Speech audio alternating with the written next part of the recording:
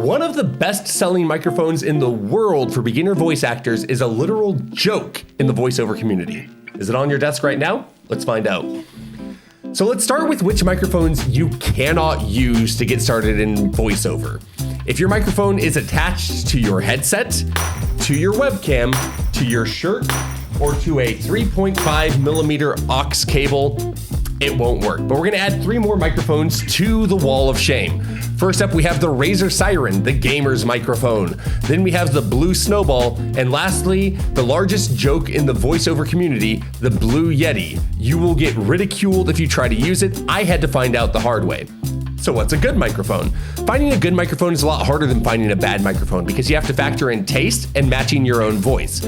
For example, I have a particularly crisp and clear voice, which lets me use a few microphones that I can't in good faith generally recommend. I also have a bassy voice though, which knocks out about 80% of the microphones that would probably work just fine for you.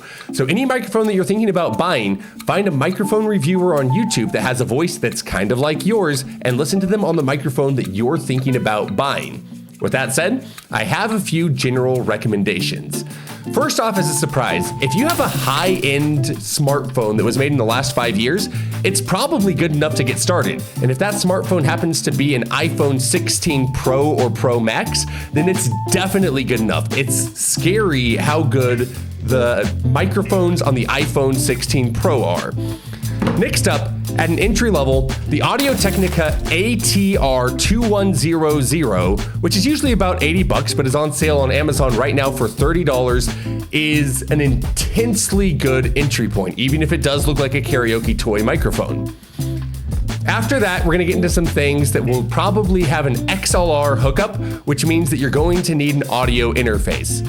We'll get into more of what that means in a future video, but for starters, most people go with the Scarlett 2i2. I personally like the Go XLR Mini. So the most used microphone in voiceover is probably the Shure SM7B. Most professional voiceover artists probably have this microphone, and while it usually goes for $400 to $500, it's currently on Walmart for $230. Next up is the one that I use for my streaming and some of my professional voiceover work, the Rode Procaster. Not the Rode Podcaster, the Procaster. This is once again an XLR microphone, and if you like the way that I sound and your voice sounds like mine, it's a good choice, but it tends to be a good choice for everyone. Now, beyond this, there are a bunch of other microphones that you should check out, but let's talk about the top end, which is condenser microphones. They tend to be better for voiceover work than dynamic microphones, such as the Rode Procaster, but they require a lot more work. You need to be in a sound-treated room, you need to have phantom power being fed to your microphone, and you need to do more cleanup after you record to get that best possible sound. I don't recommend going for these high-end $500, $1,000, $2,000 microphones if you're just getting started. But I do want to take the chance to show off the microphone that I do most of my professional voiceover work with, and that is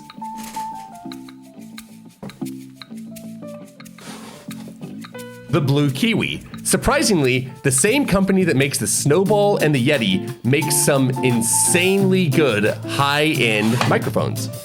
If you made it this far, please like the video, comment down below what your audio setup is, subscribe, hit the bell, and get plugged in to the community for Derby, which is an app that I've made for voice actors and producers with a special aim for those that are just getting started and acting from home. You can find a link to our Discord down below, and you can find Derby demos on the iPhone App Store and the Android App Store and online at derbydemos.app. Thank you.